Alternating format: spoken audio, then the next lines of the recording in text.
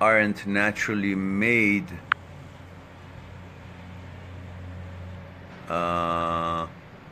that way? Do you think it is very unlikely that we will find our soulmate?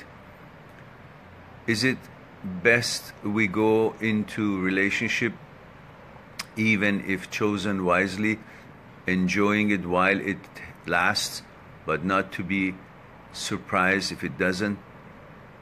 Of course, everything has a duration in this life. The suffering starts when you try to make permanent out of impermanent. Everything has its own rhythm, and it uses that rhythm to negotiate a certain situation, a certain time period, a certain juncture of time in this short journey of life. Water flowing on the riverbed from the mountain down has a certain rhythm, negotiates the rocks, encases them, goes on them, under them, around them, or change direction. It's affected, and it affects the rock, and it's affected by the rock, negotiates it, and yet it passes, doesn't stay. It even has a duration of negotiation with that rock, with that riverbed, with that part of the journey, and then goes on to flow continuously to the other part of the journey, the riverbed, its direction, its journey, wherever the destination is, ocean, whatever it is. Everything, every flower, even sunshine on our portion of the land that we live on, has a certain number of hours, then it's nighttime. The duration of it, then there is a new day. When there's a storm, there's a duration, eventually ends, and then there is calm. Every journey has a duration. You start your boat and you row, and eventually you get to where you want to be, and it's done. That part is done. Then you go on, explore some other part of the island. Every relationship also has a duration. It's there for a certain reason of experience and learning experience in life. That's how we learn. If everything was supposed to be permanent, which I can understand the merits of it, there's some things we like it to be permanent, but if everything was permanent, there would be no chance to try anything else, learn anything else in this journey. There will be a few things we would have learned. So you try to make permanent out of impermanent, that's where your suffering starts. Again, I have this portion in my book, Mind That Seeks Truth, site.com. If you go in there, you will have, there's a book that is called Me, My Psyche, and I have a chapter on this, on suffering. A small chapter, but so suffering starts when you try to make permanent out of impermanent, and most things are impermanent in this life. Everything, even this almond milk, banana, and cocoa that is so delicious. It has a duration, it has a period. It is temporary. It has duration. By consumption, it finishes. If it was constantly not finishing, and I was trying to finish it, I'd blow it up like a balloon. So everything in its own proportion, it's fine. More than that, it may become intolerable. And I'm not saying relationships are all intolerable, but it has its own duration. It is a subject to everything else that is a subject to of this nature, of this life, of this universe, of this flow of negotiation, of whatever it is that we are trying to learn. So relationships are no different. They have a duration, and that's fine. You go on to the next one. Now, who says that you're supposed to be experiencing only, one thing? You get in any bus, eventually you got to get off. So your relationship is like a bus. You want to sit on that bus, it's too long, more than its duration, you get hungry. You can't wait till you get out then. Before it gets there, just get out. If you see if it's not suitable. But if it's a good relationship, well, as long as it lasts. it's not an easy thing to have a relationship always lasting, because we talked about this before. Relationships are not happening between physical forms. The physical body attracts each other because of that, what we are designed and programmed. The intimacy, sexuality, and interest in each other's pleasures that we can offer and receive through physical body. And that really is how mind experiences that certain pleasure, because there is no way mind could have experienced the pleasure of sex and intimacy if we didn't have a body. So these are all apparatuses that helps the mind to become wiser and experience and learn and negotiate life and see things that otherwise it would not be able to feel and experience and understand and gain knowledge in order to pass it to the universe when we all are still alive or when we die. Because that knowledge and experiences that we receive, whether through the body or not, eventually is a way that makes the whole universe wiser. That's the real purpose of us being here, trying to help the universe to become more intelligent by our individual experiences, and hope that we can all connect these experiences, help to make the world a better place. That's why it's so important for every one of us, one by one, at our personal level, to be able to become a better person, to become more understanding and in harmony with the flow of the energy of the universe, help things grow and develop, be more compassionate and understanding, and stop, because that's where all these wars and angers and hates will stop, from the nucleus level, from every one of us. So if you want to change the society, we got to change ourselves, because we are the one that has made the society, yet we say, society has changed me. Society has affected me. But I am the one. I am all. You are all. We are the one who made the society, and the society makes us. So we got to change it from the core, and the core is here. So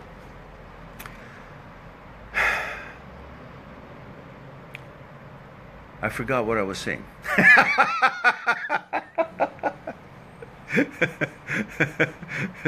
So let's see. So that's why we like to understand that the duration of everything helps us to learn all these experiences, and therefore from those experiences we can share with the others and make ourselves to become more flexible, more able to negotiate life, and so on. And whatever I forgot. Maybe I'll remember it later. See, it had the duration, it had to end. I couldn't keep it going, I forgot. Sherry from Alabama. Oh yeah, I saw that, Sherry. Good to see you here. Now let's see, what else do we have here? I know I was going somewhere with that, but I flew off to a different direction.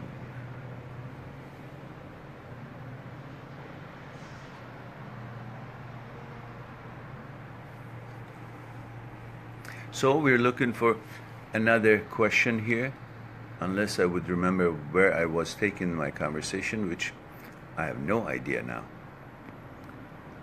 Let's see. It says, what should we do when someone just vanished from our life as someone just chose it? What should you do, Maskan? What should you do? Anything. When someone vanished or vanished. Everything should be with consent. If someone doesn't want to be in my life, why would I want to be in her life? If a friend of yours, you don't get along, not a romantic friend, a friend, you don't get along, your consciousnesses are different. So if it's different and you don't get along, why do you have to force it? Go on. There's so many other things you want to learn, so many other people they can have things in common with, and you can understand each other's consciousness, you know. That's where I was going with that conversation. As you said, people have their consciousness put together through the connections that they have and things that they're exposed in life. So their consciousness is put together differently. So they'll eventually see divisions, conflicts between their order and their partner order. And eventually that relationship comes to its end because the interference of the order that you have, the way you want to do things in life, the way you have been, your consciousness have been put together, the way your beliefs, your understanding of the life and things that you want to do in life is, your goals, that norm, that order is being interfered with the order of your partner. And your partner's order is being interfered with your order, the way you like to do things. So if you guys can't come up to a compromise and understand and travel the journey in harmony, then eventually this becomes uncomfortable. And that's when it breaks up. And so what do you want to do? You want to force it? No. Consciousnesses are different. And that's why the divisions and conflicts happens. It's pretty much inevitable. And if you can tolerate it and compromise, yes, okay. But if you want to turn that into, I want to be in a relationship because I have been taught that I have to be in one relationship all my life, well, it's great if that's possible. That's wonderful. Why not? But if it's not possible, if it's not happening because of the differences, division and conflicts between the contents of the consciousness, which is you are your consciousness, your center, your whole of you, is what your consciousness has gathered all around and became what it is. And you function on that basis, and your thoughts are born from that, what is in your consciousness. Then those thoughts would be different than the thoughts of your partner because of the ingredients, the things that are in your consciousness, and your thoughts are born from it. So the conflict between all those ways, angles that you see and you negotiate life becomes like if your two horses want to go different directions. And then you can't take this buggy of your relationship smoothly because one goes this way, one goes that way. So you got to let go. So that is when you decide you cannot turn a temporary to permanent, therefore avoid the suffering. Many of you think you're suffering because you've broken up. Your relationship is broken up. That's what your idea is. That's why I'm in pain. That's why I'm suffering. But you don't understand. The suffering would have become more if you try to take something that wants naturally go different directions to try to bring it together. That brings a different kind of suffering, and maybe more severe, because then you are resisting. It's against your will. You want to go this way. You want to bring. Have you ever tried to bring the horse, two horses, they all want to go different directions, this way by force? Not by communication, not by their own will and understanding and accepting, like some of you do in your relationships, and you compromise and understand, so you travel in the same direction for a long time. But when you want to try to do that with strong, powerful horses, which each one of us are, mind is very powerful, and its ways are very set, and wants to continue its own beliefs, its own ways, my way, So there it's going to be very difficult. So there's going to be lots of conflict and resistance, and that becomes even more unpleasant. And that journey, keeping together, you want it to be together, and you think your suffering is because you're not together. No, perhaps the fact that you're not together is much better than if you were together, because that suffering would have been far greater than what you think you're going through. Perhaps what you're considering suffering is your salvation. It's a beginning for you to actually go to the direction that will get you to somewhere wonderful, some shore that you can have a nice picnic and enjoy the communication, negotiation with nature, and enjoy learning from it, rather than constantly looking over your shoulder and trying to see, is it the right place to be? Can I do this? Or what does he want to do? Can I go to this and explore and satisfy myself in learning this particular thing in life that I want, or not? These are just simplifying it, but you know what I'm saying. So what you're thinking about is suffering could be just the beginning of freedom for you. And often when a relationship is not working, that's the time this duration is ended. And don't try to make this permanent, this temporary journey and experience to a permanent one, as if there's nothing else for you to learn in this life. And that relationship was the old. No, that relationship you wanted because you're used to it. You become used to that order. You like that, whatever pleasure you were receiving and giving in that relationship. but it had its time. Finished, face it, no big deal. We all have short time. We all have a limited duration life. Even our lives is limited duration. What is it that you have accepted that you can die and it's okay, but your relationship should last forever? What kind of a sick, sick formula is that? It is not in harmony with the actuality of the flow of life. You have accepted that you can end.